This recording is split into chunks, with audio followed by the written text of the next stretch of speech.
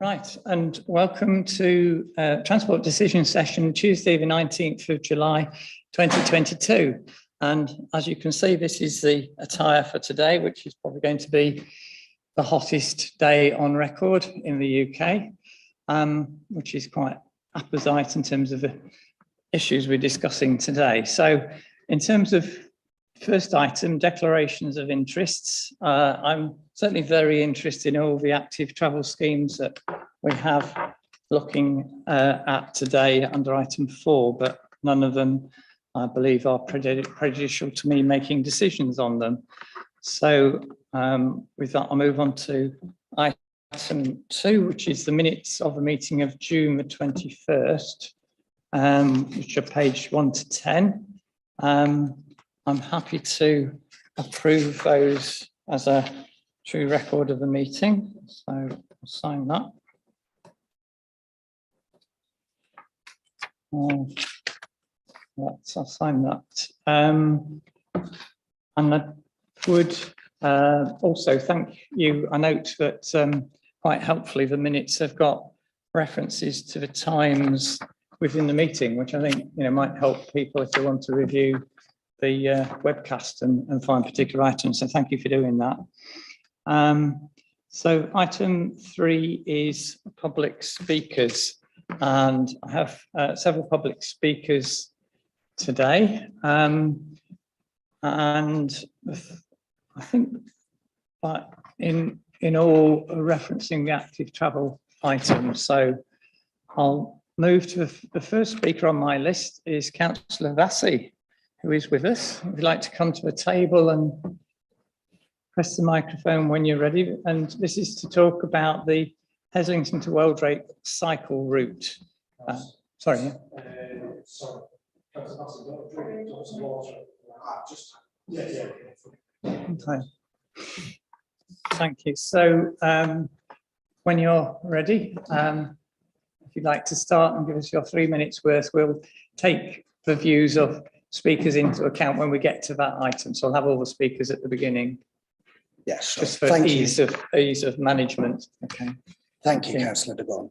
So the report on the Heslington to Weldrake and Elvington cycle path produced by Sustrans, the national experts on cycle networks, has support at the very highest level.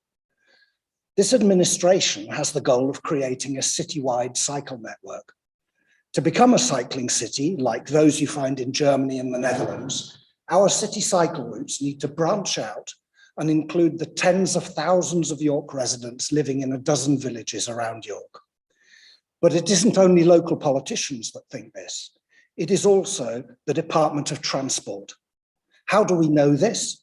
Because they paid for the Sustrans report. On top of the £250,000 government has already awarded City of York Council to deliver the scheme. The Sustrans expert report is very clear. This study forms part of a package of works funded by the DfT to make, quotes, the city cycle network safer and more accessible for everyone, end quotes. The route connecting Elvington Main Street with Weldrake Woods and Langwith Stray is the report's preferred option, connecting 2 villages with a combined population of over 3,000 people with 200,000 other people across York. The business case analysis using the DfT's active mode appraisal toolkit highlights that the scheme provides high value for money, says Sustrans. The key obstacle is land ownership. 2 sections of the proposed route do not yet have support from the landowners. Sustrans therefore recommends that, quotes, the local authority continue discussions with these landowners to reach an agreement. In the event that these negotiations do not lead to a voluntary agreement, the local authority has the option to use its statutory powers set out in the Highways Act 1980 to create a route. In other words, compulsory purchase orders. Sustrans estimates that the total cost of acquiring the land and doing the legal stuff is £161,000. Once all the land ownership and legal issues are sorted, this path becomes oven ready. The best route already sorted, the case already made, the DfT already assured by Sustrans that the scheme represents high value for money. The DfT are looking at what we do next. at the start of the day that will see temperatures soar over 40 degrees for the first time in this country, tackling emissions from transport and creating a genuine citywide cycle network that includes all York residents has never been more important. I know that you get all of this, Councillor de Gorne. I therefore urge you either to ask officers to do what Sustrans recommend and use the funding already awarded this scheme to complete the land acquisitions to make this cycle path oven ready, or that we set aside the funding already awarded and defer while Sustrans, City of York Council and DFT talk further. Thank you. Thank you very much for your comments. The next speaker I have on my list is Councillor Melly.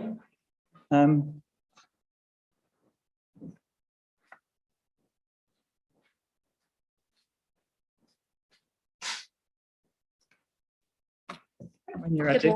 Good morning. Before I comment on the substance of any particular agenda item, can I please just say a word about the length of the agenda papers? I appreciate the generosity of providing all this information, but 500 pages is just too much information to be able to process and understand. The whole point of publishing papers is for transparency and inclusivity in decision making, but this doesn't feel accessible. There is no way any reasonable person could properly scrutinise this information or any decisions made today. For the sake of democracy, the people of York should be able to understand the issues that are on the agenda, such as what your plans are for active travel infrastructure on their routes to school, work, shops and home. But it's only from really spending a lot of time digging into the papers that I managed to find out that there's no update on the Aiken Road active travel scheme. The feasibility work hasn't even started, and there still isn't even an estimated date for consultation. This despite the scheme being promised years ago and supposedly being very high priority. Despite the sheer volume of information in the papers, I found more questions than answers. There isn't even a feasibility report yet that I can find for the Bootham Active Travel Scheme, despite that also apparently being very high priority, yet a huge amount of money has been spent on it. What on? How much has been spent on the Weldrake scheme? Where is the feasibility report to evidence the assertion that it isn't financially feasible? If it isn't financially viable for the council within the existing capital budget, why isn't funding being sought from elsewhere? There's no progress on the access barrier review, despite that being announced 16 months ago. Apparently disabled people should continue to expect to be barred from town and from country. The report for agenda item 6 on the capital programme includes a list of transport schemes that were delivered last financial year. The list consists mostly of road traffic signage, traffic lights and charging for private vehicles. Seeing as last year was the year of active travel funding, gear change and harnessing the change in travel habits brought about by the pandemic, exactly how many active travel schemes did you successfully implement? How many miles of active travel infrastructure have you achieved in your time in charge of transport? The only work that seems to be on track is the permanent discriminatory exclusion of blue badge holders from the city centre and dualling the outer ring road. It's clear where your priorities lie, and it isn't with improving safety of pedestrians and cyclists, creating an accessible city, improving air quality, reducing congestion, or tackling the climate emergency. Thank you. Which we'll consider when we come to that item. The third speaker I have is Mr. James Goodman, who I believe is on the line talking about the Weldrake to York cycle path. Yes, I am. Yeah, thank you. Thank you. If you want to start when you're ready, we can hear you. Sure. Okay, well, similar to, well, firstly, thank you for letting me speak this morning. This is in a similar vein to Councillor Vassey's comments earlier. I live in Weldrake, and I'm asking today that the recommendation in today's paper should not be followed, i.e. that the report in the papers has suggested and deemed that the objectives cannot be achieved within the available budget, and that resources for the project, for progressing the project, should move elsewhere. In Weldrake, I think we all know we have no active travel route into the city. Indeed, this route would also benefit the village of Elvington as well. We currently have a planning application which is undecided, but if that is decided, then we have a potential additional 150 dwellings, bringing in more cars and people who would wish to have an active travel option. There is no safe route into the city, despite being only 8 miles outside, and our growing village and our children deserve better. Councillor de Gorne, as you know, we held a very successful get-together in Weldrake Woods with Councillor Vassey's support as well, showing the breadth of support that we have in the village. showing, from people of all walks of life and ages. Furthermore, a friend and fellow campaigner for this route met with Julian Sturdy MP last week, and the feedback I had is that I believe that the scheme has his support. And that, again, to support this record, my piece today is that we shouldn't be halting this piece of work on this scheme. If the scheme is more expensive than originally anticipated, then this is no reason to shelve the scheme at this point. We should be continuing with the difficult bits, the legals, the land purchases.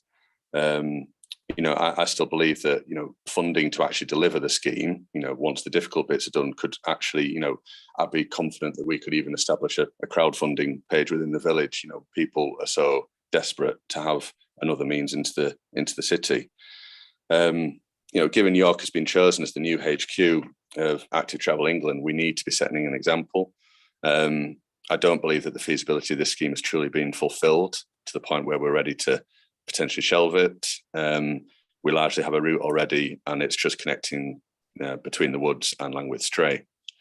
In conclusion, please do. Okay. In conclusion, please do not halt progress on this critical scheme for Weldrake. If we do not progress this scheme, then it makes a mockery out of any climate emergency pledges the council holds, and in trying to discourage car travel into the city of York, not to mention the physical and mental benefits active travel brings. Thank you. Thank you very much for your comments, which we'll consider when we come to that item. The next person I have registered to speak on active travel schemes is Rob Ainsley on behalf of the York Cycle Campaign.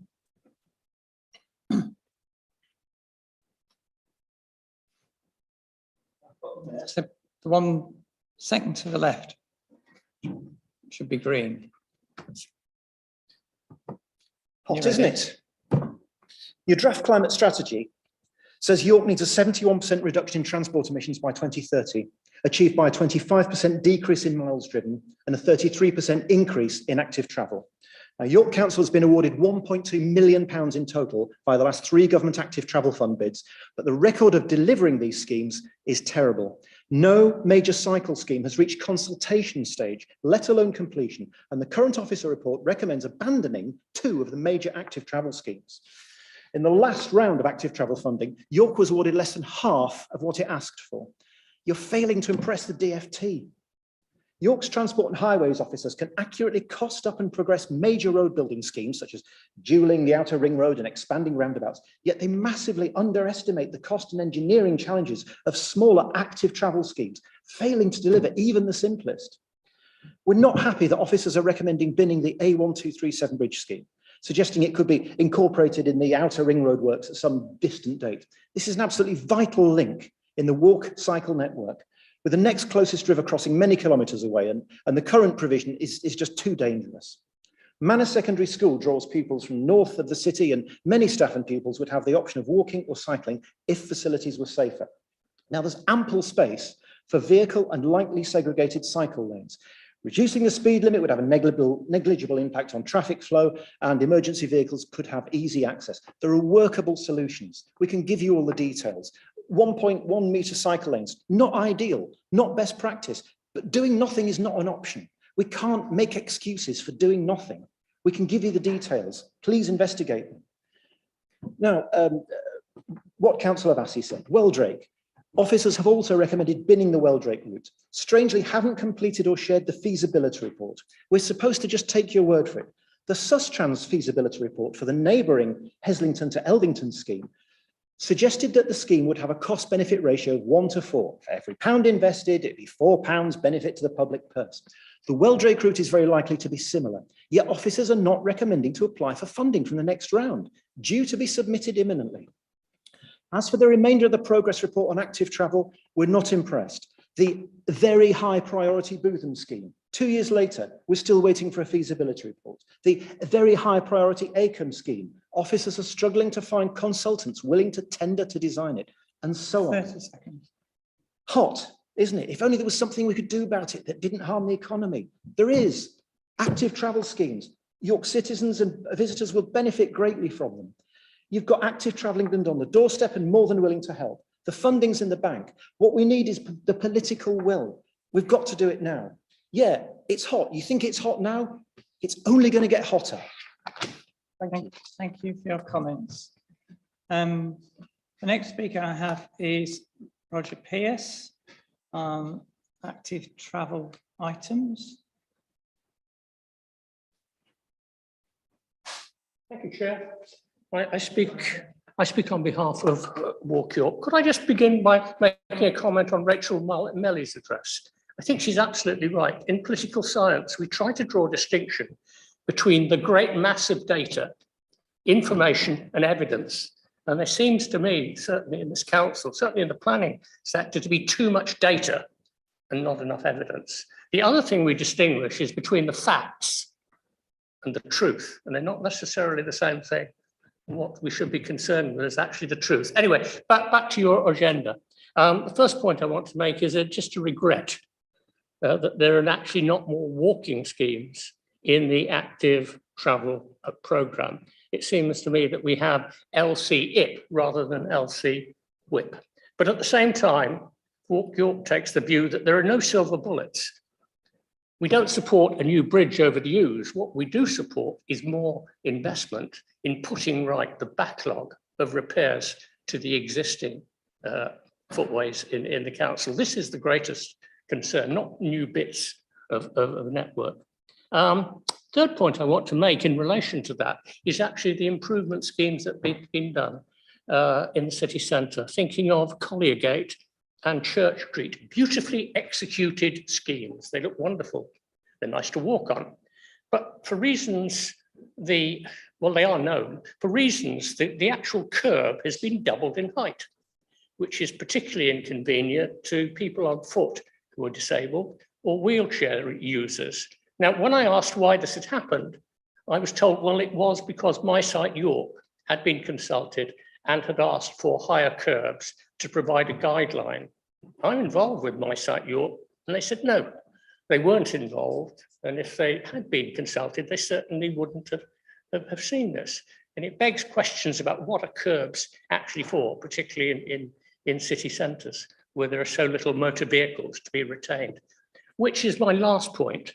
What I would suggest to overcome this particular issue is actually for you to form a consultative group which brings together all the people that use the highway surfaces in the city centre. This is not only the pedestrians, cyclists in the dark, as it were, disabled group, but it also your own officers who deal with issues like particularly street cleansing, which is actually important to the city centre, and really to agree, hammer out if need be, what should in fact be the dimensions of curbs, should there be any, and what surface, and also the materials. There seems to be a fundamental weakness that goes back to the 80s in using concrete slabs, concrete pavings, rather than more flexible surfaces. And the effect of using concrete slabs is they have no tensile strength. And when the subbase is washed away by power spraying and just the passage of time, they will inevitably crack. And when they crack, they create trip hazards to others. I think one of the purposes should look at flexible surfaces. And I'm particularly attracted by the resin-coated materials that have been used, for example, along outside the Minster. Okay. And tarmac if it's better, but better still interlocking small concrete pavers which create a tensile bed. There are in the city centre, there are dips in them, but there are no trip hazards. Thank you. Thank there you very ends much my contribution. Thank you. Thank you. We obviously won't be able to cover all of those today, but they are noted. Our next speaker is Tom Franklin, again talking about the active travel item. And again, you have 3 minutes. Ready? Thank you for allowing me to speak. I'm speaking as a parish councillor from Clifton Without. And I'm very concerned about the recommendations in the report on not improving the active transport provisions on the bridge on the A1237 over the railway and river. As a councillor, I'm all too well aware that some parents are choosing not to send their children to Manor Park School because of the dangers posed by the current crossing of the river and railway line And that is really not acceptable. Children should be safe to go to school, and they should be able to choose a school, not have to not choose a school because it is too dangerous to get there. I've read the report, and it seems the report starts from the wrong place. Given that council's transport users hierarchy puts pedestrians, people with mobility problems, and cyclists at the top, and cars at the bottom, it should start with a commitment to meet the needs of the highest priority groups. Given the narrowness of the separate foot and cycle paths proposed, it seems to me obvious the thing to do is actually to have a shared path. After all, the remainder of that path will continue to be shared, so having a separate path there makes little sense. And that could be done by raising the carriageway to the level of the pavement with gaps, with some sort of cover for the drainage ponds. But what I also want to point out is it seems officers do not seem to want, when officers do not seem to want a scheme to go ahead, such as this or the two-way cycling along High Petergate, they say it shouldn't go ahead because it doesn't meet LTN 120. But then when they want to, they're perfectly happy to propose a scheme that doesn't meet LTN 120, like the Tadcaster Road scheme, which should have been much, much better. I was also shocked and appalled to learn recently that the design brief for the traffic lights replacements under the SAR schemes explicitly stated that the replacements should not improve facilities for cyclists, until you, Andy de Gaulle, noticed this and ordered it to be changed. Officers also decided to acquire a traffic modelling scheme that takes no account of cyclists or pedestrians, meaning that when modelling changes, we do not know what the impact is. Again, it shows only taking motorists into account and not active transport users. I would like to thank you, Andy de Gaulle, for your diligence and attention to detail and hard work trying to improve and get improvements for cyclists and walkers in York, often against the recommendations of officers. For example, sending back the original proposals for the A19, which were little more than white paint on the road. It is essential we put in place a new transport plan, including for cycling and walking, that makes them genuine safe options. But until that is in place, we need a scheme like that for the A1237 before children going to school are killed. Thank you very much. Thank you for your comments. And then the final speaker I have on my list is Councillor Smalley, who I believe is on remote call on the same active travel scheme. Thank you, Chair. Last but hopefully not least, I'm speaking today similarly to Tom about the A1237 active travel scheme that's item 7 on today's agenda. And we're asking today that the recommendation shouldn't be followed, and I'm speaking on behalf of the 3 ward councillors for Rawcliffe and Clifton Without. Last week we launched a petition after seeing the recommendations in the paper, calling on the council to carry on with the scheme and not reprioritise this funding. As of this morning, 322 local residents have signed that petition. That's only online and within a week. So I guess highlighting there the strength of feeling of local residents in our communities.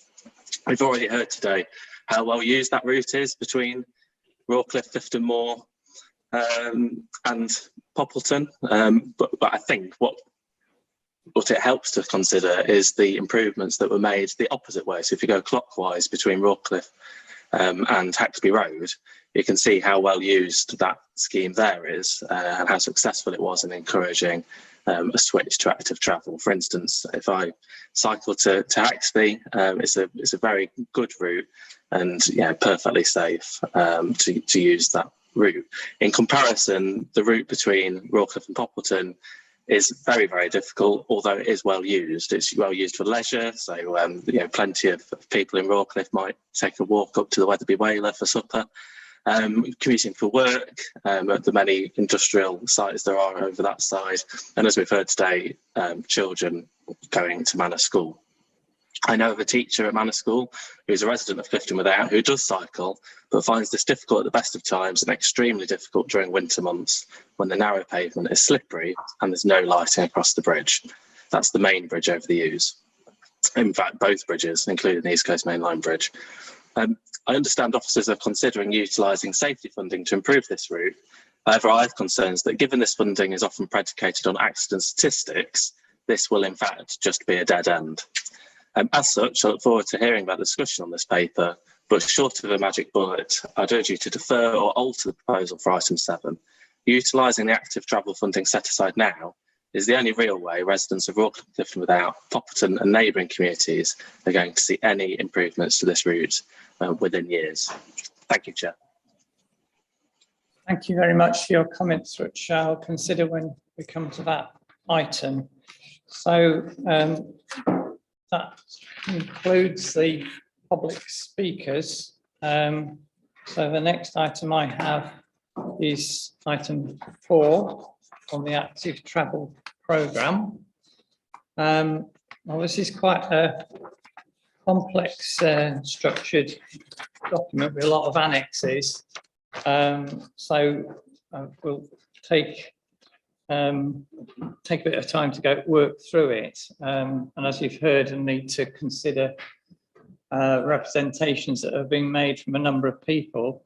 And I should add to that, I have had literally dozens of emails in the last 24 hours concerned about the message that might be going out that we are not serious about active travel. Hope that during the course of this meeting we'll prove that's not the case. So firstly, I want to thank officers for the work on this challenging set of programmes and share the frustration that speakers have expressed in terms of our progress on making delivery. There are actually 9 recommendations on page 12 to 14, which are the actual decisions, as I understand it. But there's also an update on the very high priority schemes, which is set out in paragraph 10 to 20. And not all, well, the majority of those are not covered by decisions today, but I know there are 1 or 2 in there for actual decision. So firstly, I want to make a couple of comments. I do acknowledge that and this obviously officers will be able to respond to this when I invite them to comment on the individual schemes, but I think one of the key messages of this report is that for a variety of reasons, the bids that we have made, admittedly, they were made at relatively short notice under the emergency active travel scheme, have significantly underestimated the likely costs of delivering those schemes, which is one of the reasons why we're in this position at the moment of considering whether or not to progress schemes beyond the initial feasibility. And I do think we do need to take account of that in terms of future bids, and it may well be that Active Travel England and Department for Transport are a key to that, along with talking to other local authorities about how they approach active travel, recognising the different budgets and different structure, financial structures for different councils. But I would say, I want to put on record that there are some positive outcomes from it within this report, which we'll come to in due course, notably the navigation road trial, where it's indicated that the assessments shows that it has been effective in influencing at least some driver behaviour, with people who live locally switching from driving to walking or cycling as a result of that scheme. And obviously that's the ambition of any low traffic neighbourhood or changes to road space reallocation in favour of sustainable transport. And the other one, which is on the list, which we come to, is about signing on city centre bridges, which again acknowledges the constraints, the physical constraints we have in medieval city, but comes up with some solutions which we can at least try as a relatively low cost to affect behaviour and try and make it more attractive and improve confidence for cyclists within the city. So I think, I don't know if, do you want to introduce the broad concept. Maybe any particular comments from general comments Yeah, that no we made problem. by public speakers, Dave? No problem. Probably should introduce yourself as well. Dave Atkinson, I'm the head of Highways and Transport. Thank you. This is Christian Wood, who's the Smart Transport Programme Manager. We'll cover obviously all the agenda, but this is Christian's item specifically to pick up because he's Programme Manager this piece of work. We picked this up to Programme Manage probably in around about July last year. So in terms of some of the interventions that have been made and to progress this, there's been a significant amount of work that's been done probably from the summer last year into this time here. What I would point out prior to that, which is easy to forget, that we're in a global pandemic and we also had challenges in terms of securing capacity to actually take schemes forward, which I know had been described at previous meetings, but I thought I'd say it out loud again. The inception of the active travel schemes were obviously, it was a list of schemes that were brought forward by members at short notice for councillors to put notional quotations against, which we attempted to do with one eye on actually achieving funding from central government. There's been some challenge around the level of funding that we sought in the first place. Some of it was short notice, but when you look at some of the higher cost schemes elsewhere in the country, they're higher cost because they're higher cost due to the infrastructure challenges around those schemes. I think probably the last thing to say on a general point is we're entering into development of our local cycling and walking infrastructure plan towards the back end of this year.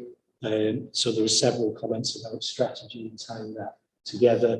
The purpose of the local cycling and walking infrastructure plan is to have some plans of where we would make the interventions and how we would prioritise both from a cycling network and from a walking network perspective. We're starting the piece of work on the engagement of the two plans in September. We have already informally invited the York Cycle Campaign and the Civic Trust to sit on the advisory group.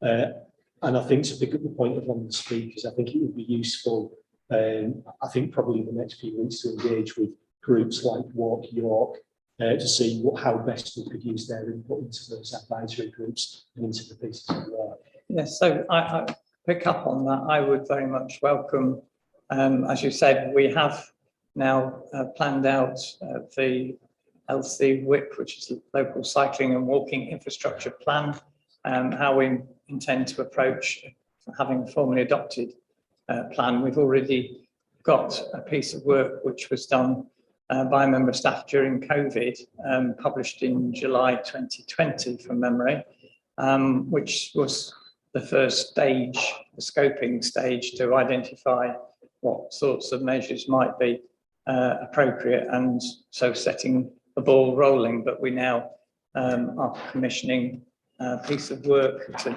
draw that up. But alongside that, I mean, particularly for something like that, it is vital that a cycle campaign, walking groups, people who represent all different modes of travel are engaged with that process.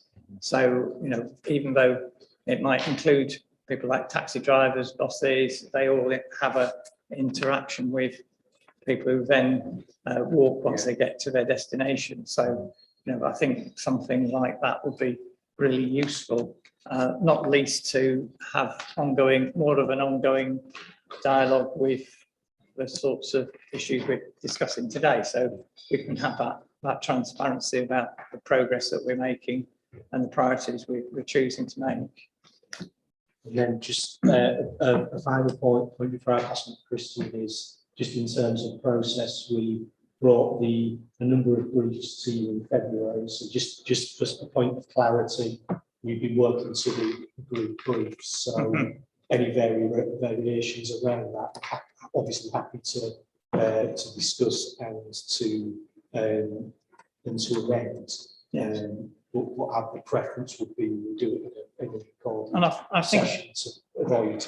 I think it is perhaps also worth reflecting on the fact that process has always gone on, but that the fact that came to my decision session was in an effort to be more transparent, and I think that may have given a rise to some confusion around the Acomb Road scheme in particular. That, you know, at that point we weren't making a decision on progressing or not progressing the scheme. It was to clarify what the parameters were that we were going to give to the designer, but we'll come to that particular scheme as and when.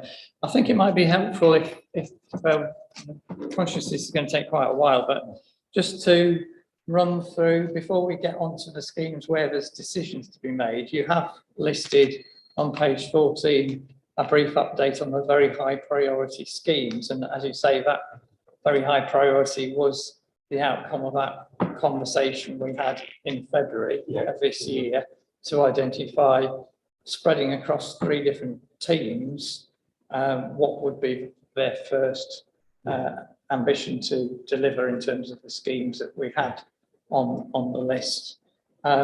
So in this, we've got the University Road Minor Pedestrian Works, which is, as it says, that is actually pedestrian scheme rather than a cycle scheme, to answer one of the speakers, which is underway and hopefully going to be constructed in August.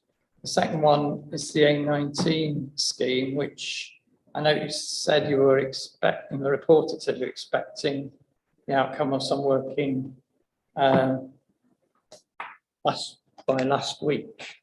And I think from memory, there's a list somewhere in the report of the actual, which is very folded out. So it's page 129 of the report is like a list which has been updated to identify an indicative timescale for design and then consultation on each of the schemes. So from the list here, that suggests that design and feasibility is September and then consultation would be November, if I've got that right. So This was on the A19. that's the A19, yes. I don't know if you've got any particular comments on that to add at this stage. So the timescales shown in the program overview for the A19 scheme. Yeah. Oh, sorry, didn't work. Yeah, so the timescales shown for the A19 scheme within the program show that we're expecting completion of the preliminary and design work roughly around September. Then depending on the outcome of that, ideally we'd head towards a consultation in November. Predicting timescales beyond that is pretty difficult. It depends what decisions are that are made, what the feasibility actually says. We're obviously hoping the outcome of that report isn't that we can't do anything. We think we're quite optimistic about being able to propose some solutions. But at this point, until we see that, we can't really make many predictions. Okay, so I just mentioned that one in particular because that was one of the items that one of the speakers referenced. And I think it is also fair to say that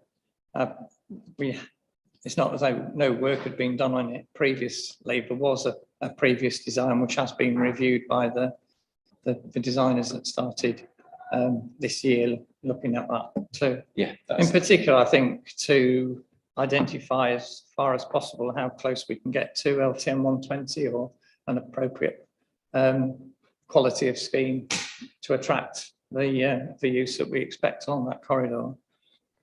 So that the A1237 will come to shortly because that's on the list. St George's Field Crossing, I think that was down for, I mean, that says that the design's complete and consultation could be in August. Is that where we're at with that one? Or?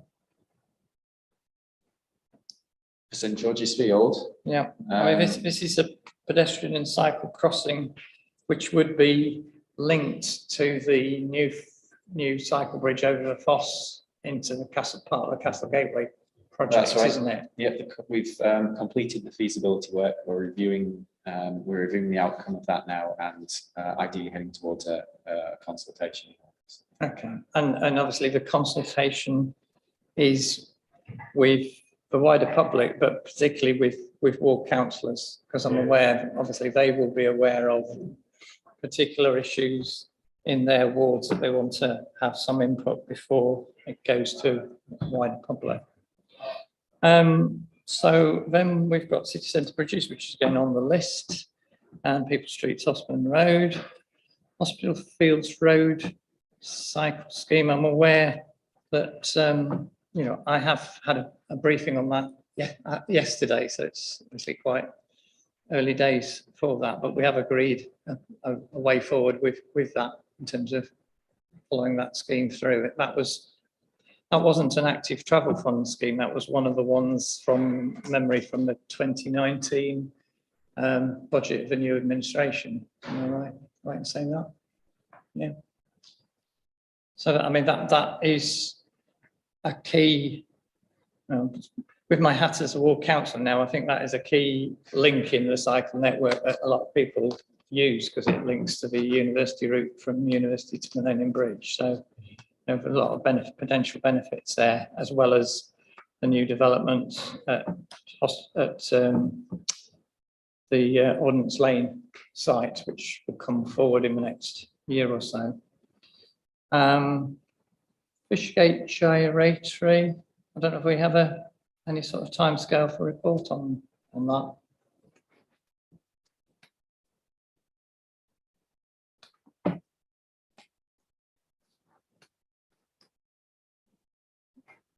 In terms of a formal decision report, or Yeah, well, we don't have a current it says timescale for a September decision on the report. sheet, doesn't it? November. Yeah. That's no, September is showing as our intended completion for the feasibility. Feasibility, okay. So then that would be consulting later in the year on design options, presumably. Ideally in November. Okay.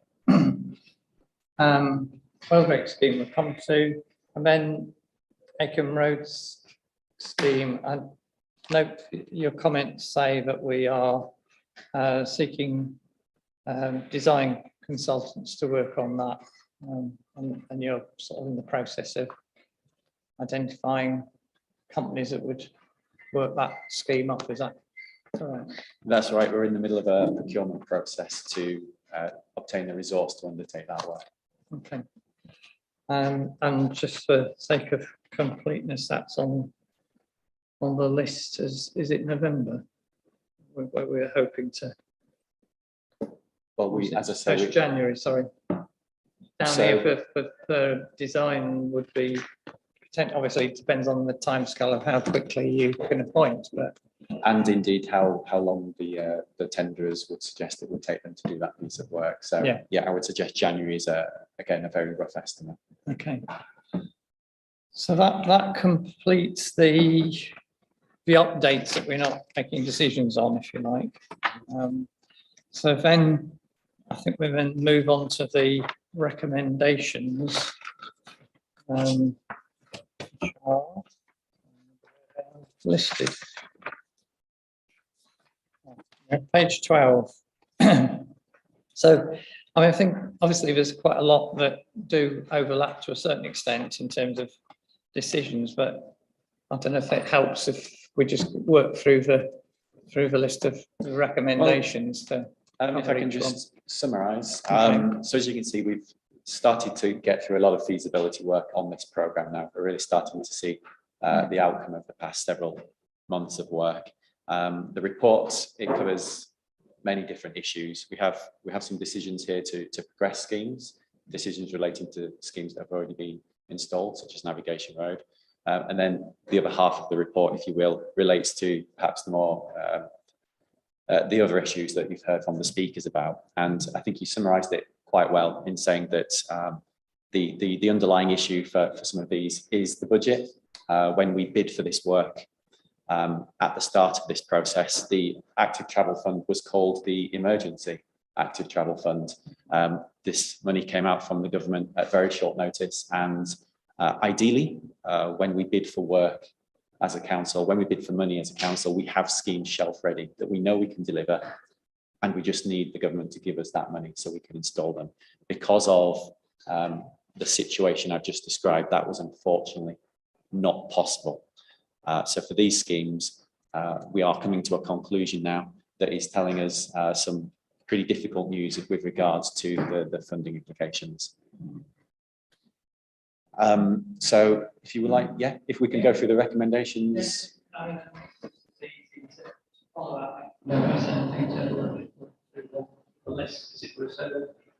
First one is city centre cycle parking, which is described in Annex 1 on page 15.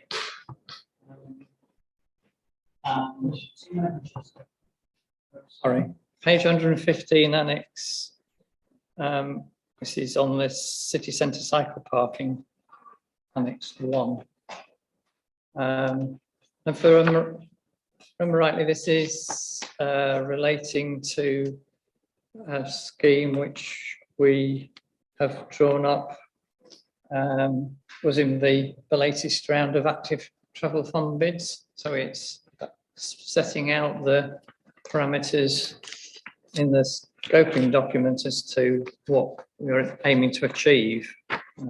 So in a sense, we're not necessarily doing these in chronological order. This is one of the most recent bids that we've made. So if you want to just describe a little bit. Yeah, that's correct. We were partially successful in our most recent funding bid for active travel funding support. This document, much as we did back in February, represents our understanding of the report of the grant funding terms we've received from the government. It turns it into a defined project so that we understand what the objectives are we're attempting to achieve, what we are going to do, what is in scope and what is not in scope. So we believe that this covers that. This would deliver a scheme that would be in line with our objectives around cycling by providing improved provision in the city centre, and also, quite importantly, matches the requirements from the funding body. Mm-hmm.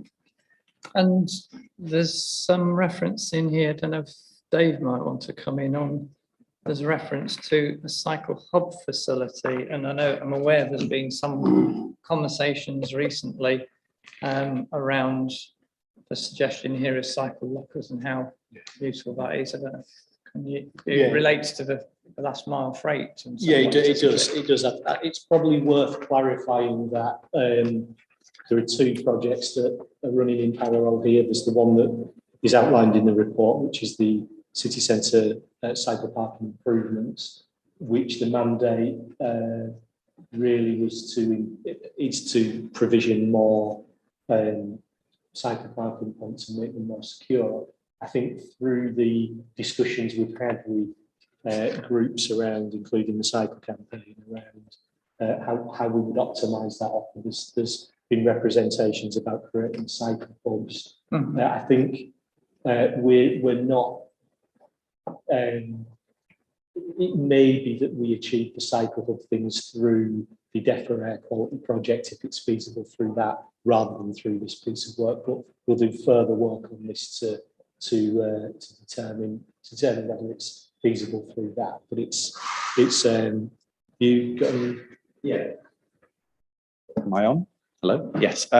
So what we'll be delivering through this piece of work with regards to a cycle hub is the feasibility work. We'll understand how much it would cost to implement a hub, what facilities such a hub might use, who would use it, how long we might run it for, where we would fund it from, all the key issues we need to understand to implement such a facility. What we won't be able to do from this particular funding pot is implement the actual hub, for the simple reason that that's not what the government have given us the money for. But there is nothing stopping us from implementing the hub from a different source of money, obviously pending the outcome of that feasibility work. Sorry, there's a few points perhaps worth noting in here, that there is reference in the dependencies and related work to the changes around the foot streets, location of blue badge bays. That would obviously be taken into account when we're looking at what's existing cycle infrastructure, which of that might need to be moved or new new locations not be selected because of impacts on other changes that are happening in the city centre. So although the reference here is about cycle parking within the foot streets, I think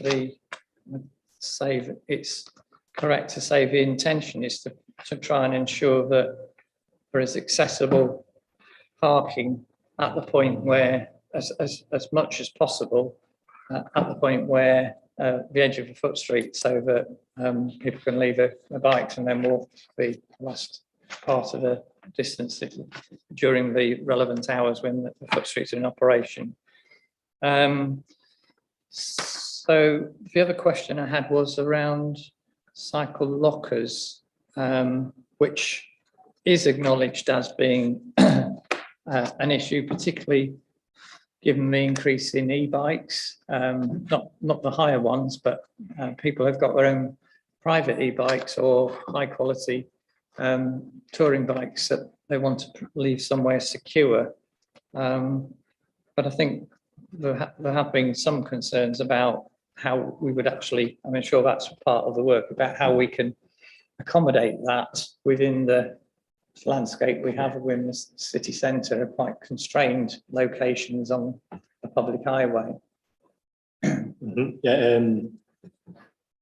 So obviously we have these provisions at the parking rides at the moment, but they tend to be for individuals who book them and then they're theirs, and we'd have to have a different offer in the city centre. So that's the, so we've proven the concept.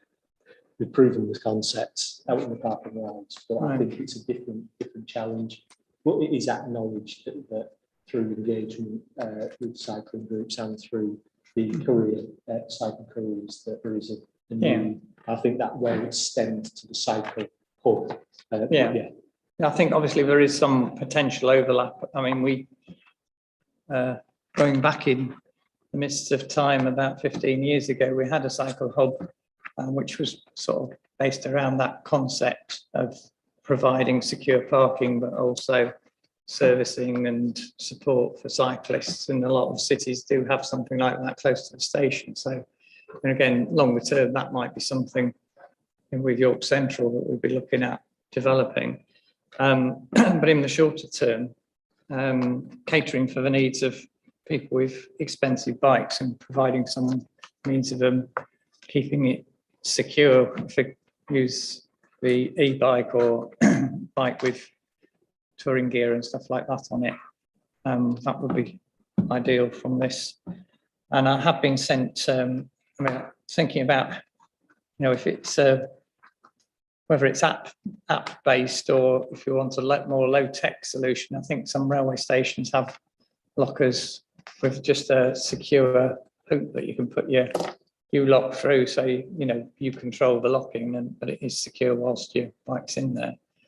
So there may be different models that we want to try out as well.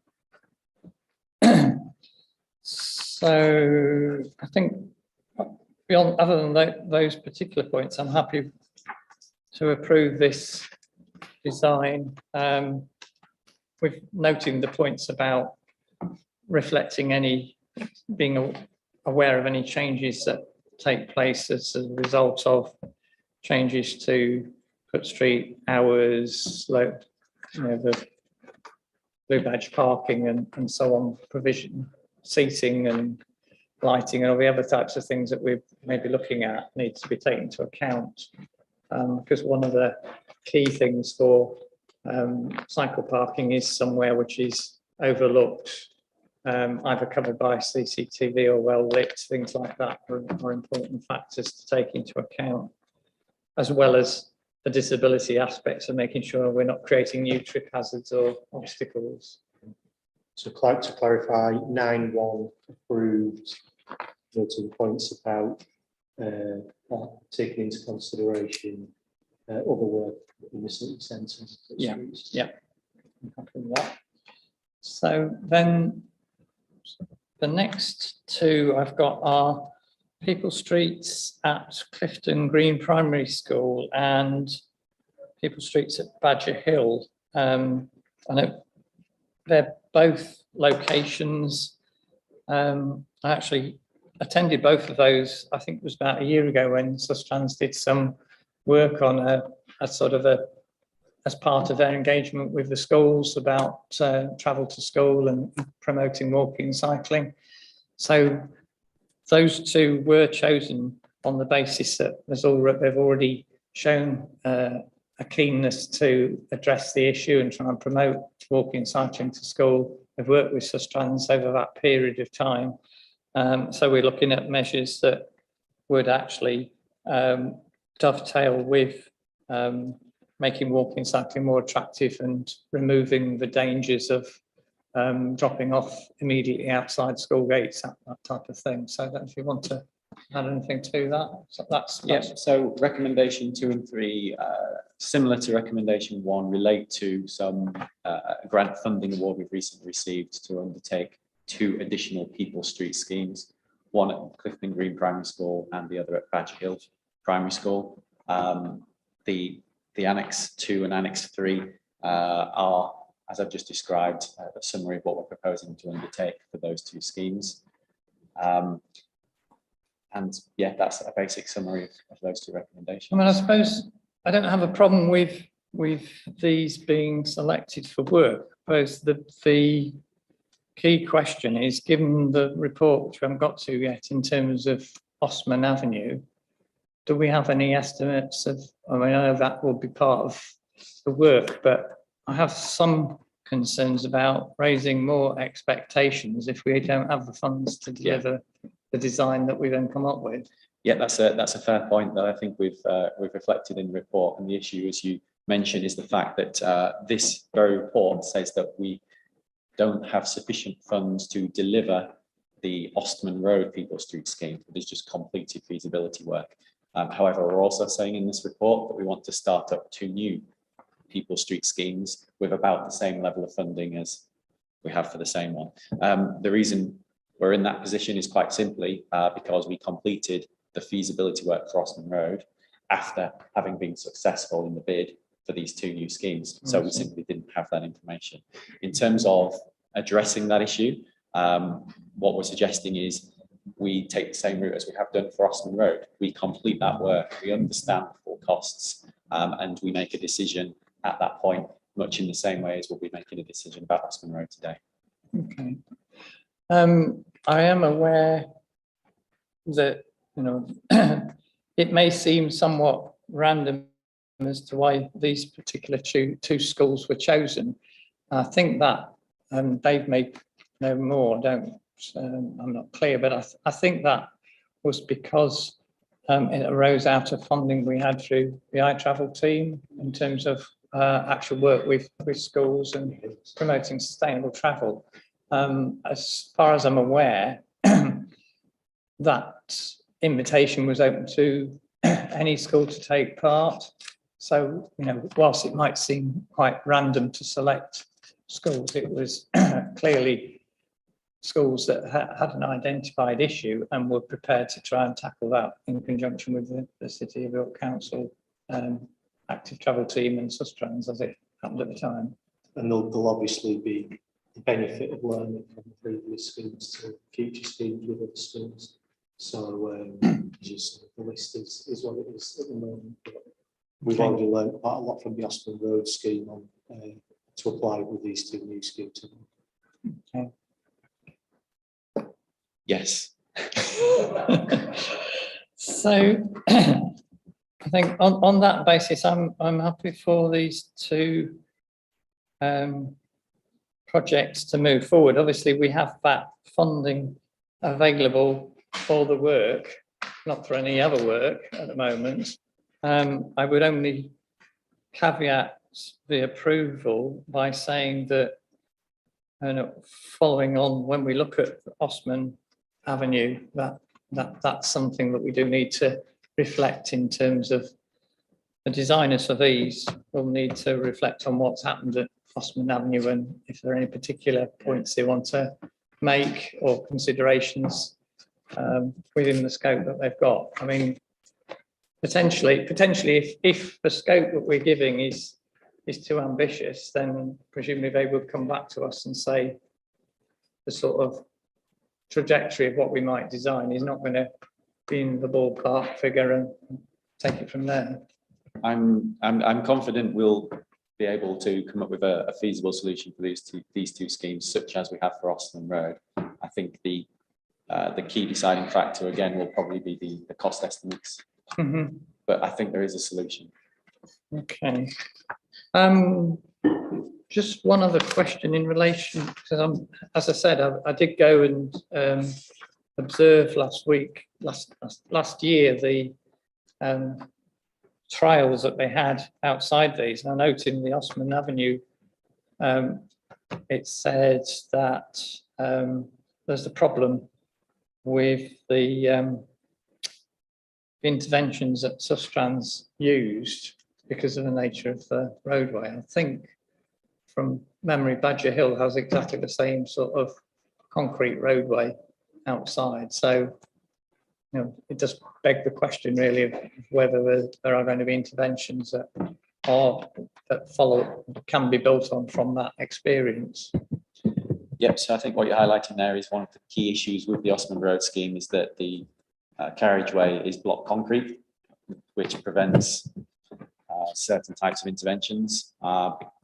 As you've just mentioned, we've been through that process. We've come out with a proposal for that scheme. So where we come across that block concrete issue on other schemes, again, we'll use the lessons learned. Absolutely. Okay, on that basis, I'll approve those two and then move on to item 4, which is perhaps slightly more positive. This is a report on the experimental traffic regulation order for navigation road cycle scheme to be made permanent. So I don't know if you want to take us through some of the comments on that. So this scheme was physically constructed in October last year. It's been through one of your previous decision sessions in terms of the content, the interventions, and without going into too much detail, it is a one-way plug, if you can describe it that way. It prevents motor vehicle traffic from travelling in one direction such that improved cycling facilities could be implemented. What we're bringing to you at this session in terms of a decision is a decision to make the trial permanent in terms of the traffic regulation order. The restriction on vehicles through that plug was implemented on an experimental basis. And so that would naturally expire unless it's made permanent. The recommendation we're putting to you is that having undertaken surveys, done a low-scale consultation, we believe there is sufficient information to suggest that the trial has been successful and the traffic regulation order can be made permanent. We undertook a consultation, an online survey with local residents and businesses. The response was relatively split. In summary, those motor vehicle users that can no longer travel in the direction that they used to travel they are upset about that. They have to go around a slightly longer route, understandably. The responses we've got back from pedestrians and cyclists is positive. The indication we have is that the scheme has achieved its objectives. It has improved the street for walking and cycling. It is encouraging people to undertake modal shift to change the way that they travel along that street.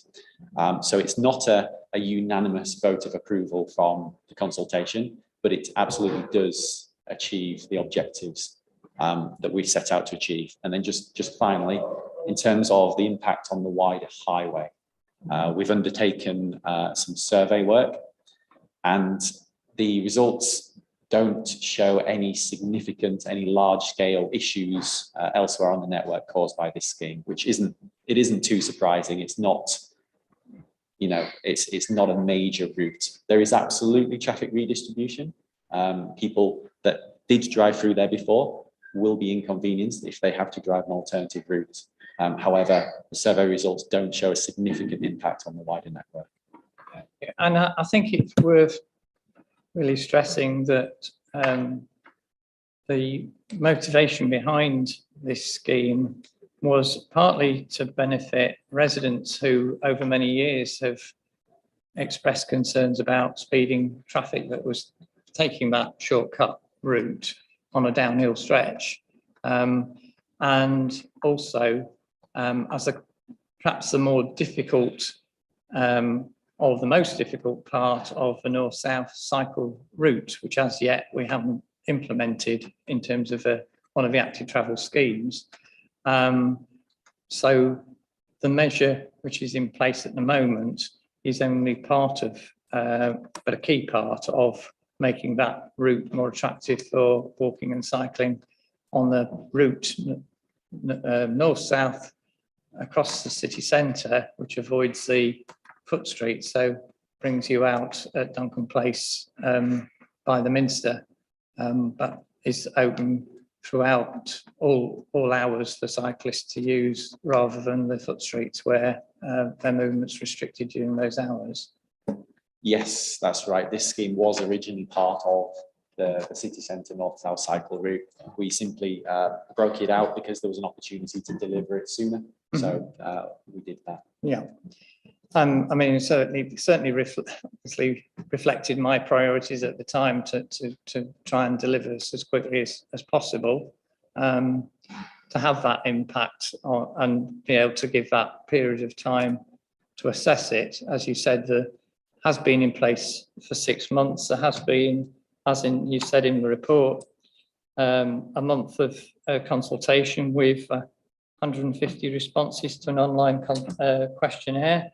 And the balance, as you would expect, any sort of consultation that's restricting drivers is going to have a negative response from at least some of those drivers who use that route. But the reason that it's a one-way plug is that it still maintains access, which is slightly complex with Warmgate Bar. There's restrictions in terms of turning movements, so it does provide for delivery vehicles turning off the inner ring road to the Warmgate area, but cuts off the sort of shortcut route that a lot of people were using through the area, creating an impact for the residents and also increasing the dangers for cyclists on what is quite a blind corner, where the start of the cycle route from that point takes place. So I think in terms of the information which you've given, it does demonstrate that a fair number of responses, well, in fact, obviously from the cycling community, 72% of responses said they felt safer due to the trail being in place. So it has had a beneficial impact from cyclists. Not all of them will live in the area, but they will use it to access through the city centre. But also local residents who felt that they felt safer walking in that area. And I would hope that the North South cycle route, I believe, is on the list for us to deliver. It isn't, I mean, the route is there at the moment. It's merely a case of improved signing and actually addressing one or two issues in conjunction with the disability access for city centre along that route to make it safer for all road users at those points where cyclists are turning and people are crossing the road, that type of thing. So on the basis of the reports that you've done, the consultation and the evidence, I'm happy to approve this being made permanent arrangement. And obviously in due course, we'll be able to reflect on the impact of the other elements of this scheme that haven't yet been put in place. Okay, thank you. So that's approving option 3 on your comment. So if you go back to the list of proposals, the next one I've got on the list, number 5, it relates to city centre bridges, which is on page 20 and 97, the actual detail. Okay, do you want to introduce this one? So this is a relatively minor scheme. Budget assigned for this is £15,000. As you can imagine, you don't get a whole lot for £15,000, but we have undertaken feasibility work to determine what we can do. And this, the objectives of this scheme were to review and address issues with close passing of cyclists on the city centre bridges. The feasibility report is included in the annex, and there are a couple of recommendations on the way forward. In brief, we are proposing to gain permission from the Department for Transport to use a sign, a no overtaking sign, or a sign for motorists to make them aware of their responsibility to pass safely, and proposals to implement some cycling symbols on the carriageway. And the third recommendation is to engage with North Yorkshire Police in an attempt to work with their close passing campaign. They do undertake this type of work already, where they try and detect issues with close passing and educate drivers. The primary issue we've had with this scheme is, of course, the bridges are narrow. We have a limited amount of space. We didn't feel that removing space from pedestrians to improve cycling facilities was in line with the priorities of active travel. Of course, pedestrians are equally important as cyclists. And similarly, there just simply wasn't scope to reduce carriageway widths without significantly affecting public transport routes along the bridges. So the ultimate compromise we've come to here is, as I've just described, with those three fairly low key interventions. Okay, so so I've got option 5 is listed on paragraph 61.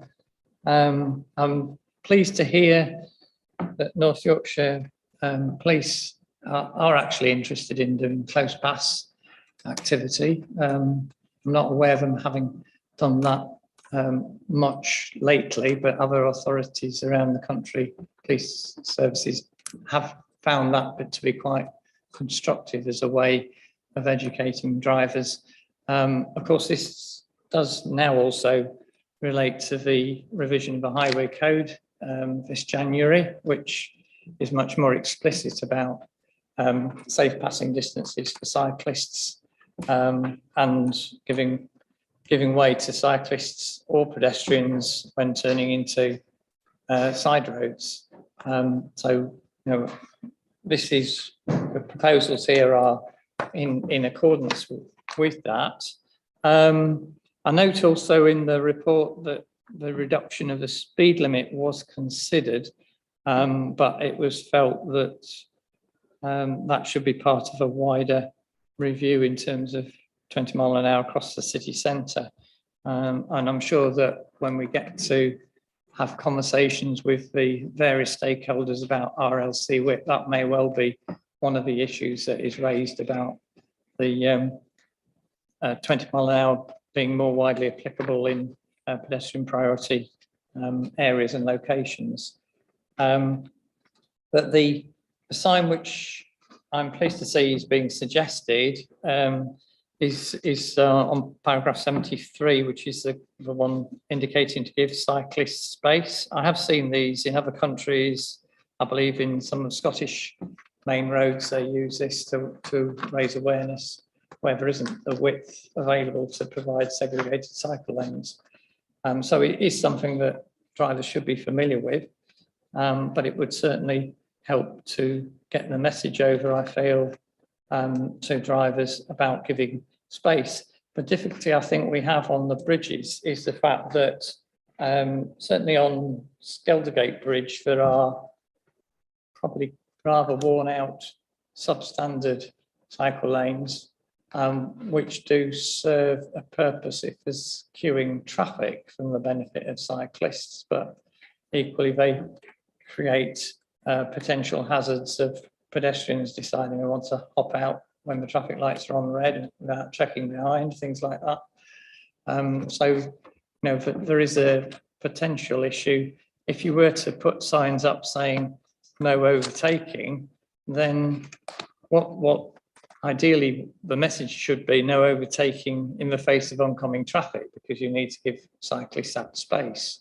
But when at quieter times, it's unlikely that motorists would respect a no overtaking sign. So that would be a concern then, to put signs that then would create complaints that people are ignoring it, and the police would say that they have difficulty enforcing that. So the sign says give cyclists space. It's I don't think we'll be putting up signs that says no overtaking. Okay. Well, I think that, I mean, even looking in the UK highway code, the no overtaking sign would be misconstrued by motorists, because it's two cars alongside each other, which doesn't send the right message. No overtaking sign is also a regulatory sign. Yes.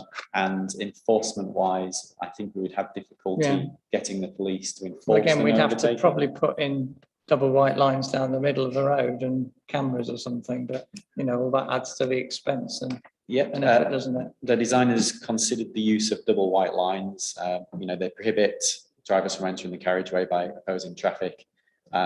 These were not supported by the designer, unfortunately, again, due for enforcement reasons. Okay, so I think I'm right in saying that this is approving the sort of a detailed work which would identify the location for the signs and any other changes to road markings. Is that correct? Next steps wise. So next steps. Obviously, we, like everything, we want it today, but we do need to go through that process to make sure that absolutely in locations are not going to be hidden by buses. And so this is the early optioneering work, and the reason we're bringing it for a decision today is because we are aware that it's not a particularly large scheme. We intend to go through consultation, as with all schemes, before implementation, and we just want to make the public aware, make the member aware that this is what we're aiming to do as we go through the consultation through to the detailed design process and implementation. So everybody's on the same page. Yeah. So on that basis, I'm happy to approve that moving forward. So the next on the list, thank you. So that's item 5. Item 6. Can we come back to item 6, because that relates to the budget, which might well sort of come up in the conversations about other schemes. I think we'll come back to item 6. Move on to item 7, which is the A1237 bridge scheme, which you've heard the representations. We've got quite a detailed report on that. And I think it's also worth saying that this is not the first report. We had a previous designer worked up a scheme which you've referenced in the papers, and that has informed the report we've now got. Yes, that's right. We've done a lot of work on this scheme over the past couple of years, and the objectives are clear and well understood. This route is not very pleasant for cyclists. It's not very safe for cyclists. The accident statistics don't necessarily reflect that. However, it doesn't. Just using the route, it's very clear that this is not the type of facility that we should be aiming for within York if we're wanting to encourage modal shift and have high quality. I think it's fair to say, if you looked at it on a risk assessment basis, the likelihood is relatively low, but the consequences are very severe. So, if there was to be an accident, if you've got vehicles travelling at 60 miles an hour, there's not much chances you're surviving a collision with that vehicle. So, that's my concern, which is why we're talking also about looking at it from if there are safety issues and measures that we can put in place. And I think the safety, as well as the attractiveness, has been referred to by the speakers in terms of travel to Manor School, is one of the key reasons why we put it forward in the first place, and certainly why I've pushed for as much work as possible to come up with a feasible scheme. So anyhow, do you want to continue with the description of the So I think everybody is on the same page with regards to the issues that exist on that bridge. In terms of this piece of work, again, back in February, we defined what we were trying to achieve here, and that was to come up with a solution that would implement a high quality active route across the bridge, or at a bare minimum would improve the facility in some way for pedestrians and cyclists. The fundamental outcome of the feasibility report, which is attached, is that we have been unable to find a practical, feasible engineering solution to that particular question. You have pointed out that we've gone through this process previously. The outcome of that piece of work proposed the solution, however, it wasn't supported by any of the engineers, hence this follow-up piece of work to assess it and try and determine some new solutions. The report is attached and it is complex. I note Councillor Melly's comments about the annexes here. We include it for transparency. We understand there is a lot of scrutiny on this particular issue, and we don't expect that detailed engineering report will be understood by the public. However, we do think it's important to get it out there so the public can see how we're coming to these conclusions. But fundamentally, we don't believe there is a solution to the project as it currently stands. What we are recommending is that instead, the most likely way of achieving improvements on this bridge is through links to the potentially upcoming extension to the outer ring road scheme. Consideration of active travel provision will absolutely be considered as part of that scheme. So, Dave, do you want to say anything about the proposals for safety work?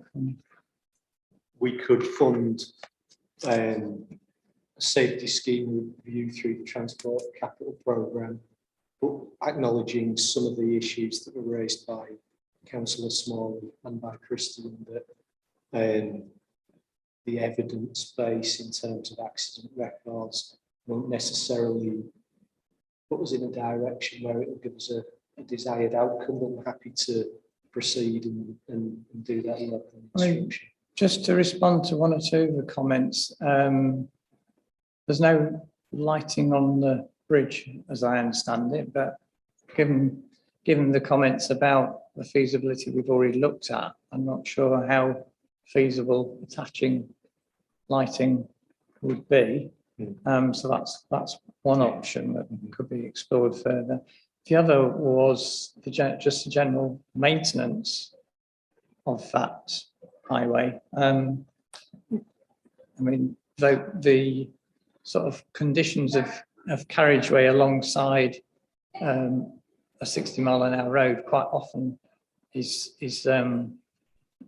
not good, and you've got both gradient and side winds. So I wonder if there's anything we can do to actually inspect the footway and the highway margin, because obviously cyclists have a choice between, from looking at the pictures, they've got a choice between a 1.5 metre footway, or is it about a metre strip alongside the carriageway?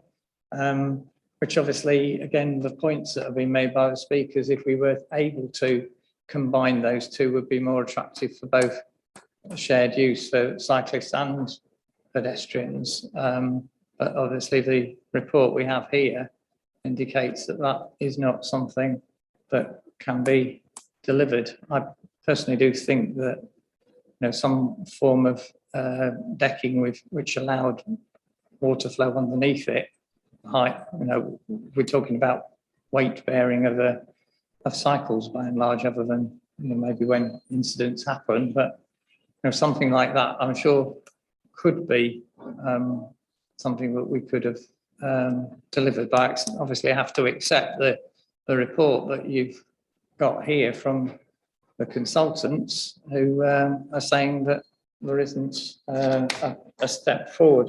What I would also say in terms of the way forward for this is, I think we need to explore, as you mentioned here, to the creation of a new bridge would be for pedestrians and cycles would be replicating the existing facilities as Councillor Smalley referred to between Rawcliffe and Haxby Road, and that could be delivered ahead of any dualling of the ring road over these bridges, because I'm aware that the reason why phase one of dualling the ring road is precisely because this is the most expensive strip with two bridges, bridge over the river and the railway line, that will be extremely costly to deliver. So, personally, I would prefer to see some work, even if it's only very preliminary work, done to cost up pedestrian and cycle bridge alongside the existing bridge, so that if we are then getting advice from Active Travel England and so on about how we deliver these schemes, we can say we have got some indications of how much that would cost, and the feasibility and the other works in terms of the benefits, cost benefits that would accrue from that. The advice we've received from legal services is that doing further work to explore potential new bridge would potentially cause issues for the upcoming Outer Ring Road project, related to the planning and the compulsory purchase processes. It's laid out in the report, and for that reason, we're recommending that pursuing a new bridge at this location is not the best way forward. Okay. Well, see, I have a different perspective on that, and I do think that is something that we need to explore further. But I appreciate in the report we don't have any indication of costings or whatever, so that may need to come back to a future meeting if I wish to pursue that. But I acknowledge your comments about safety scheme, and which is that's not within this budget. So I think the position we're in is that the report is saying that it isn't feasible. You've heard a number of public speakers who've raised questions about that. I personally have a lot of sympathy with that, and as I've indicated, I do think we owe it to parents and pupils at Manor School to find ways to improve the situation as quickly as possible. And if that involves working up a scheme for a separate pedestrian and cycle bridge, so be it. And I don't see that has been mutually exclusive from dualling the ring road, because that's quite likely. It's quite likely that a dualling scenario would be the existing bridge would form one carriageway and a new bridge for the second carriageway, and your third one could be for the pedestrians and cycles. Understood. So if I'm just for the sake of the record, if I'm understanding your decision is to not reassign the resources from this scheme to the wider programme. It is to explore feasibility on constructing a new bridge dedicated for active travel at this location. At this time, at least to have a bit more detail to come back to me in future report, if that is appropriate. We will also, but obviously pursue the safety scheme process as well. And I think the other point is that it does quite clearly send a message that we are pursuing active travel. We do want to work with, whether it's DFT or Active Travel England, they're both key partners in promoting our travel infrastructure. So we need to get their advice as to what is the most appropriate way forward. Okay. So with that, then we move on to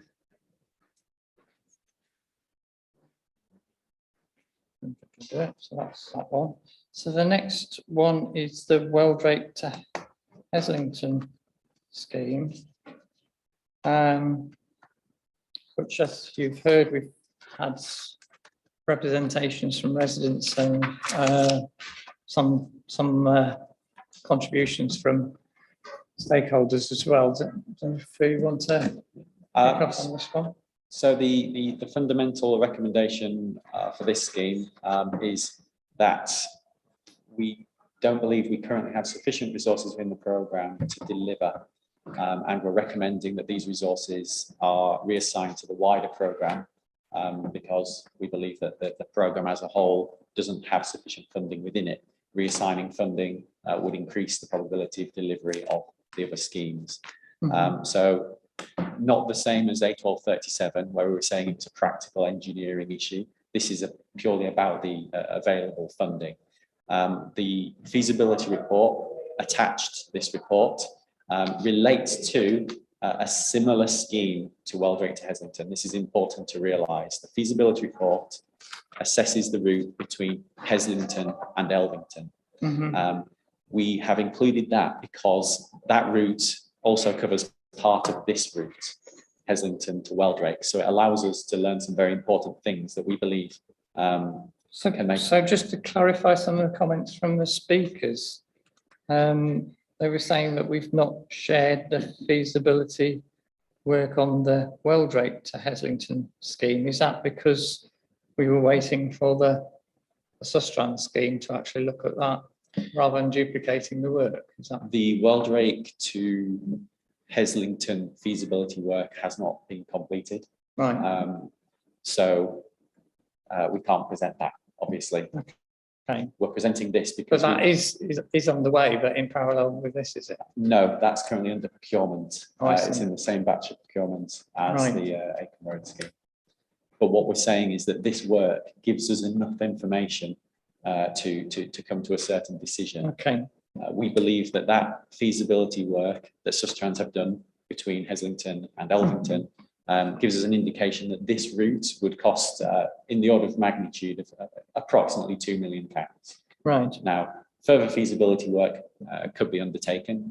We believe completing the feasibility work for this scheme would cost in the order of £200,000, which again is about the total amount available for the whole scheme. So this information all brought together, it allows us to come to the conclusion that we don't have sufficient funds to deliver the scheme. How we deal with that basically depends on our overall approach to managing the budget, which is what we cover in option 6. But just to cover that off briefly, the recommendation is to reassign funds from this scheme for that reason. So just one element which I understand has been discussed since this report was published was to consider some further work on the land, which I think is between Weldrake Wood and Langwith Stray. Is that correct? So yes, the request we've had is to proceed with work on a key part of the route which links Weldrake Wood through to Langwith Stray over some private property. Obviously, this piece of work that we've been exploring doesn't cover just that location. It is the entire route. Right. So just to clarify, the feasibility work you say is at the moment out for procurement, but that is for the whole route. It's to cover the project outline that was approved in February, which is 3 potential routes between Weldrake and Heslington. Right. So, I mean, the thing that immediately occurs to me is what is the scope for us revisiting the actual specification as to what we're asking costings for, given that since the procurement was started, the Sustrans route has indicated, as Councillor Vassy mentioned, that they indicated what they saw as being a preferred route, or a more attractive route.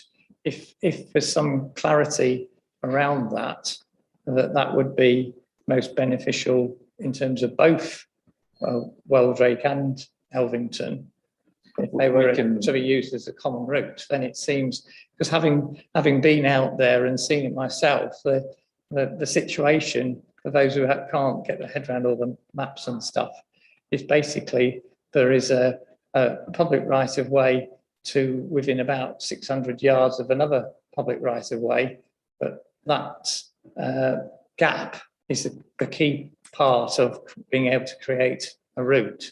So if we can get to a position where there is an indication of how much land would be needed, how much it's costing, what the legal processes are, then potentially we're in a much better position to move forward and actually create that route, which obviously is clear, strong aspiration from a lot of residents in the area.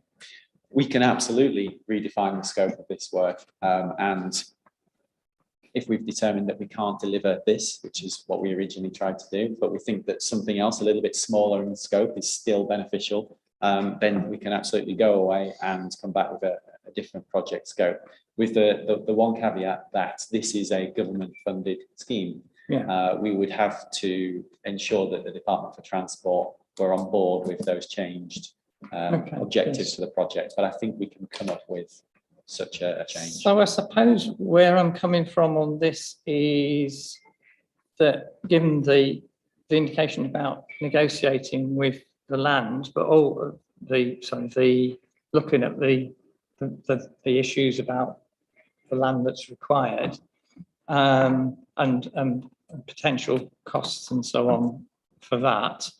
But also, as you said, quite rightly said, this is a government funded scheme. One would assume that the government provided funding to Sustrans because they want to see that delivered. They provided funding to us because they'd like to see that scheme delivered. And when if now is not summer, I'm not sure when we're going to get summer. The Active Travel England allegedly are setting up their headquarters in York this summer. They have a role to advise local authorities on just this sort of issue, as I understand it. So what I'm proposing is that whatever funds we have at the moment are not reallocated, set against this, not reallocated until we're clear with advice from Active Travel England and DFT and Sustrans or wherever else, advice about what is the best way forward to deliver this project. So we need to find, we'll clearly need to find more funding than we've got allocated, but we need to make the best use of the funding that we have to make that step towards making this a viable scheme. So on that basis, I'm not happy with the funding being reallocated if it might be needed as much funding for a bigger pot of money to actually complete the scheme. That would be my concern. Now, obviously, I'm happy for this to come back to a future decision session if we've got some clarity from Active Travel England and DFT about how much of that allocation would be needed to attract the alternative funding, or if there's no prospect of attracting the alternative funding, then we may still need to say we want to reallocate it elsewhere, but I don't feel we've reached that point. Yeah, that sounds sensible. If I'm understanding you correctly, what we're saying is we'll take away the existing scope that was approved in February. We'll have some discussions internally and with the Department of Transport to reframe that into something that is smaller and more achievable, but that we think could still achieve something positive. That's that's where I'm coming from. And I think if we can overcome that hurdle, obviously, this has been a hurdle for the last decade, at least as far as I'm aware, from residents who want to see this link created. If we can overcome that hurdle, then there's potentially going to be major developments under the local plan in that area, which may well then contribute towards the costs of other aspects of the route. It's that key link, which is the critical point to be able to achieve a link with the city from Weldrake and vice versa. What's that? I'm assuming that changing scope would mean issues with the current ongoing procurement. So. Right, I see. We can deal with that. And I just wanted to just be clear that this piece, I mean, we from an officer perspective, we want this to happen. I don't want it to be an implication we don't want it to happen. But I just want you to realise this has been a challenging thing to achieve for 10 years. Yes. It's not that people have not had a will to do it for 10 years. And obviously we'll enter into the smaller scope, which the DFT probably will, but might not support, because it won't then create a single cycle route. It will be a partial section. Appreciate it. Well, it might be phase one. Yeah, I think part of, I know it wouldn't be ideal. I know Councillor Vassy had made separate representations about associating it with any planning gain through ST15, providing the local plans accepted. That's a very, very, very solid and long-term solution for this particular piece. But we are happy, just to be clear, we are happy to proceed on the basis that you've outlined. But I just want you to be aware that this may bring other challenges. I appreciate that. Which will articulate. I mean, I think given what you just said about procurement, I think, given how long these processes take, if we can actually inform that process in any way, at the point when, if it obviously within procurement rules and so on, if we can indicate that we want to have a breakdown of what they're bidding for and so on. We explored, prior to this, we explored how we could shape the procurement differently to expedite this particular piece of work. And this is the quickest way of doing it, basically, is what we follow on. So I think really the message I want to send out there is that we're not giving up on active travel. We are completely committed to delivering these schemes wherever that is possible, but we need to work through these processes. So with the funding, the legalities and so on, feasibility is an essential part of the process. Okay. So is that all right with that one? Sure, yeah. Okay. Are you all right, Robert, with the minutes? You can always check for clarity afterwards if there's anything we're not made clear. So that leads us on to number 9 is Osman Road. So this scheme, as a People Street scheme, it followed up from a trial some months, perhaps a year ago, whereby Sustrans put some temporary measures out to try to discourage vehicles from causing issues around school drop-off time. The issues relate to basically parking around the school that makes walking and cycling unattractive. So what we've attempted to come up with through this scheme is a mechanism to redress that balance. Again, encourage modal shift, encourage pedestrians and cyclists to come to school by that method rather than driving in. So we've undertaken the feasibility work. Again, there's a detailed report attached as an annex. It considers a whole raft of issues. It comes up with a few potential options, which are all relatively similar fundamentally. And this report analyses that feasibility work, and it has a number of recommendations. The first recommendation, again, relates to the fact that the cheapest viable option that has been identified through the feasibility work is, again, unfortunately not within the available budget. What we are recommending, however, is that because the scheme is eminently feasible, we have a scheme effectively worked up here, that this could be a shelf-ready scheme for the next raft of government funding, active travel funding. In terms of the detail, this is preliminary work, and ideally we would go to the government in the next round of funding with a more detailed proposal. So the second part of this recommendation is to progress with one of the proposed design options to detailed design, such that we can complete that package of works ready for that bidding process. We've undertaken a consultation on the high-level principles involved. We didn't feel that consulting residents and parents on the 3 individual schemes that, to be honest, look practically identical would be as productive as understanding their key issues. So we have done that form of consultation in this instance. And the other key decision here relates to the proposed access restrictions. The feasibility report has considered different mechanisms of restricting motor vehicle access to encourage modal shift. And the conclusion that we have come to is that a peak time parking restriction within a certain defined area is the best solution at this point.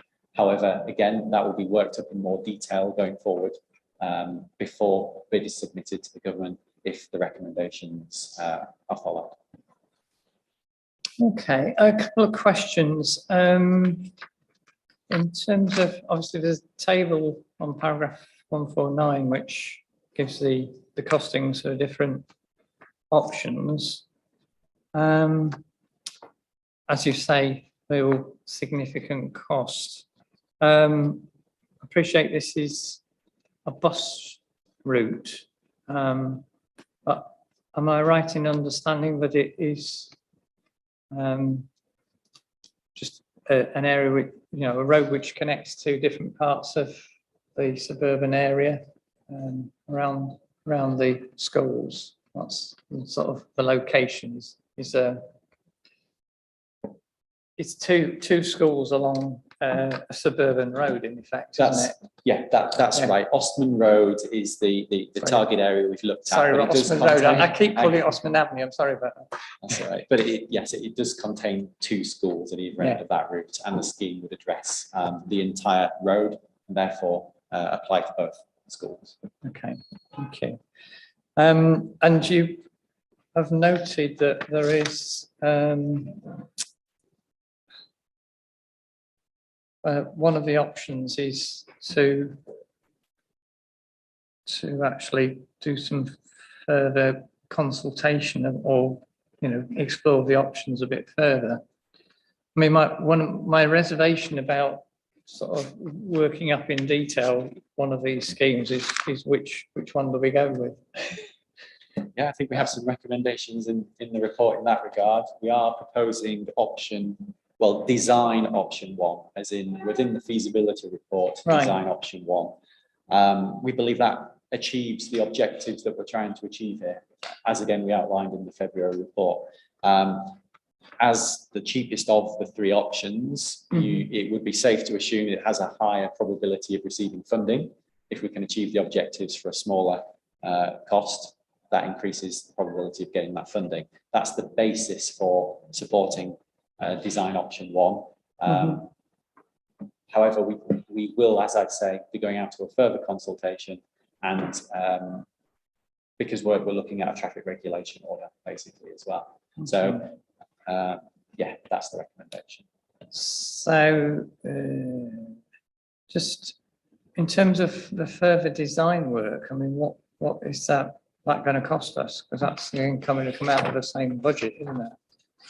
We're saying table within 149 in the analysis section, further design and development estimated about 58,794. Estimated at about £60,000. Right. I mean, given the decision I've taken on the other 2 about not reallocating funding, I am sort of nervous about committing further funding at this point in time. So I would prefer the option which allows for more consideration and consultation with stakeholders and more councillors. I appreciate that's again sort of delaying decision, but I think rather than committing to spending that money on feasibility, I'd like to have the assurance of all councillors and stakeholders their views about the design options.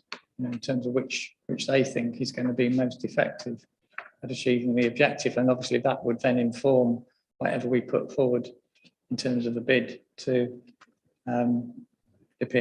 DFT for funding. That feedback would be quite important to have reflected before we actually press the button on one of those three design options. I appreciate you say they're preliminary design, but as far as I can see, they're quite, they go into quite a bit of detail. I would think that they are enough certainly to get the views of all councillors, the school, whether the bus operators, whatever, on the relative merits of those, and have that as part of a report. Okay, so my understanding is you're looking to not progress with the design work at this time, to undertake I think further consultation on the detail of the current proposals, but to progress with the bid at the next round of funding with whatever we happen to have at that point in time. I think so, yeah. Okay. That sounds around. Okay, so then item 6 relates to the budget, and also I note the summary, the programme summary is listed, and recommending option 6, which is probably now being modified by the decisions I've just made, which is why I took it in that order. So I don't know if you can say where we're up to now with the that particular item in the programme budget. I suppose we could say we're approving it subject to the variations on the previous decisions. So I think in terms of that recommendation, there isn't a decision in relation to that recommendation. Annex 5 includes the overall programme budget summary, and I think we'll just have to take this away and come up with another proposal on how to manage the budget for the programme overall. Okay. So I think that concludes this item. I think just in conclusion on this, it does serve to highlight how complex it is in terms of trying to provide active travel. We are doing our very best to move these projects forward and to make sure that the schemes that come forward are going to deliver the desired outcome in terms of promoting walking and cycling. But there are a lot of constraints that we have to work through, not least having the money available to deliver them, and the feasible designs to work to. I would also just want to put on record that we would very much welcome the support from Active Travel England. Some of the speakers referred to that.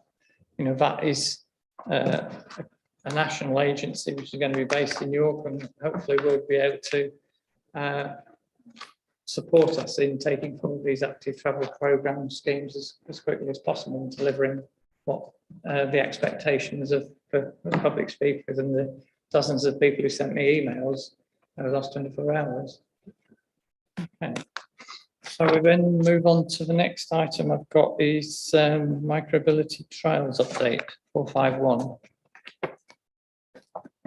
Yeah, so relative, I'm conscious of time, Councillor. I think we were scheduled to go up to 12 o'clock. Okay. I don't know whether this should be relatively quick. The I think item so. after should be relatively quick as well, the Transport Capital Programme report. Thank you, Christian. Thank you. If they should both be fairly quick. So I just recommend we just keep going. Maybe for another 20 minutes. I don't know if just in the interests of welfare, I just wanted to ask yourselves the question as to whether you guys were okay. Just going for about another 15, 20 minutes. Yeah, probably might. It's fairly, it's not the most pleasant conditions. So apologies. The Micromobility report, when we first planned to put this on the forward plan, there was a little bit less certainty as to what was going to happen with the DFT trial. So for the last couple of years, the DFT have, through COVID recovery support, was a trial, micromobility trial, which enabled cities to come forward, supported by an operator, to roll out an e-scooter offer through the city. We, through our procurement engagement, we insisted on a dual offer with e-scooters and e-bikes. And I think it's fair to say over the last, over the duration of the trial to date, we've had a very successful trial, and we've been very well supported by our partner TIA, and that's reflected in the take-up of trips, the amount we've been able to roll out, particularly in the short term or in the initial stages around supporting the university and the hospital, who still remain partners with us on this project. And as we've branched out further from the city centre, we've been able to roll out more e-bikes, which has enabled a subscription shared type service for transport a little bit further out from the centre of the city. I think probably that the decisions may have been complicated today if DFT hadn't agreed to extend the trial. So the DFT recently, in the last couple of weeks, have agreed to extend the trial to May 2024, whilst they work through acts going through Parliament, legislation, regulations and things like that. So what it does, it gives us an opportunity to continue on with the trial. So the recommendation in the report is to continue with the trial and seek to keep the same operator if we are able to do that, which we'll have to explore with our legal team, which will delegate, if you're comfortable with it, a decision to the Directorate of Environment, Planning and Transport. Okay, right. Well, thank you for that explanation. And I would sort of like to put on record our support for the way in which TIA have rolled out the service across the city, and inevitably there will be some people have abused the facility, but the vast majority of users have been responsible, taken advantage of this different form of local transport, which I see as being a key element of our sustainable transport offer within the city. So, as you said, started with e-scooters and particularly focused around the university and city centre, but we're now extending out further afields where e-bikes are perhaps more appropriate for some users, and they can make use of all the active travel offers that we are hopefully developing over the next year or two.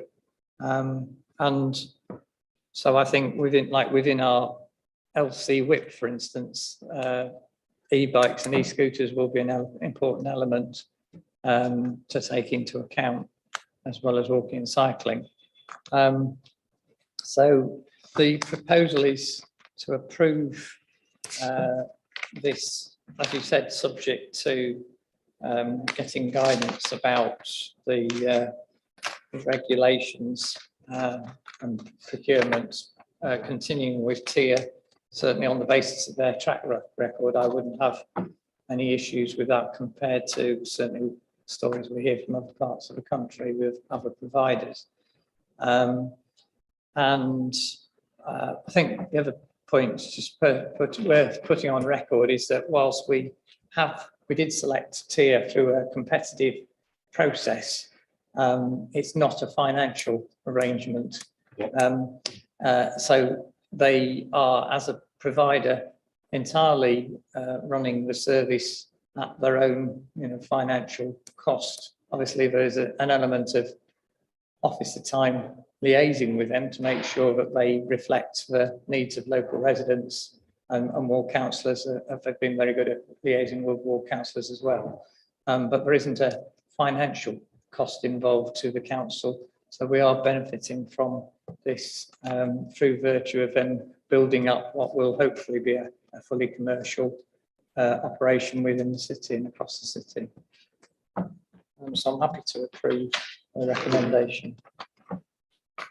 Okay, that brings us on to the last item, which is the capital programme consolidation report.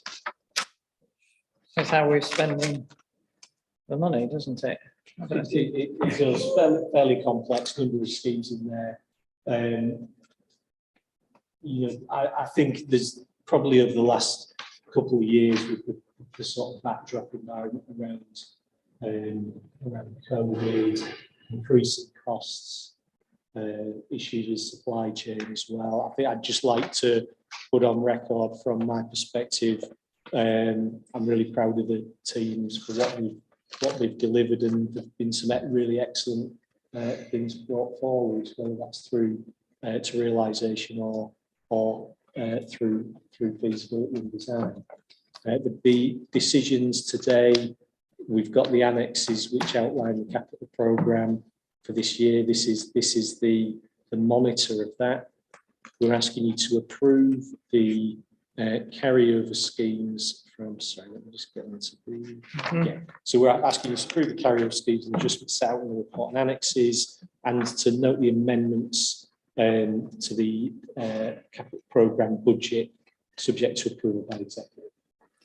Yes, so as you said, there's a fair number in the description. There are quite a significant number of capital schemes, everything from Station Gateway, Tadcaster Road, Castle Gateway project, the hyperhubs. There's a whole list of projects which are moving forward. We recently had the commissioning of the hyperhubs being available for people to use. Electric charging points is going to be a key part of our overall transport strategy. So very much welcome this. And as you said, a number of things have to be carried forward in part because of the impact of COVID on delivering those projects. But we are working to get them back on track and delivered within the timescales as quickly as possible. These might be somewhat minor points. As a ward councillor, I always found these useful to pick up on some of the things that are happening, but I'm on page 490 and interesting to note there are some sort of key projects which are important in certain parts of the city. So there's Riverside cycle path improvements. I think that's work on upgrading the Riverside route, which is now being purchased by the council, so we can actually deliver that project. And in a similar vein, there's NCN 65, the National Cycle Network, funding to raise the level of the approach to Millennium Bridge so that it is above the flood level. Obviously, we've had to wait for the works that the Environment Agency are doing along Clement Thorpe, which is now drawing to a close. So Terry Avenue is now open for cycle and pedestrian use again as a through route.